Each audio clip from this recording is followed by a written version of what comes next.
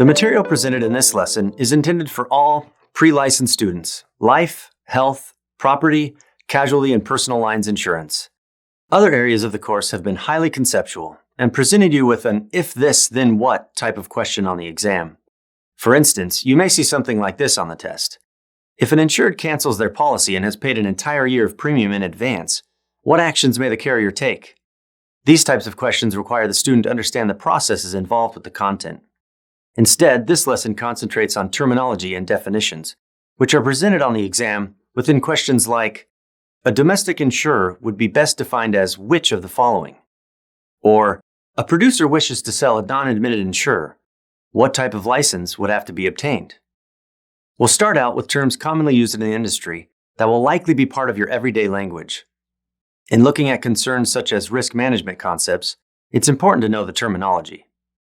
For example, the term indemnification means to place a person in the same approximate financial condition as they were before the loss, or to make the insured whole again. The principle of indemnification doesn't allow the insured to profit due to a loss, which is just as important as the definition itself. Other important terms and their application will be explored, like exposure, loss, peril, or hazard. As an example, the term hazard could have a question for each of the three different types: physical, moral, and morale.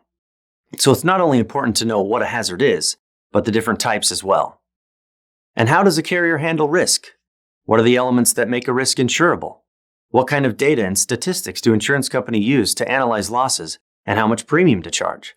These are important areas.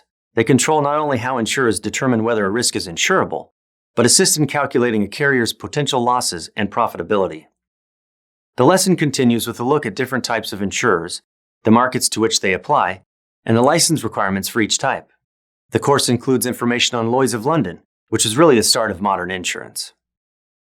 Producers have a lot of responsibilities, especially when it comes to protecting the carrier and the insured. An interesting piece of the puzzle details the law of agency.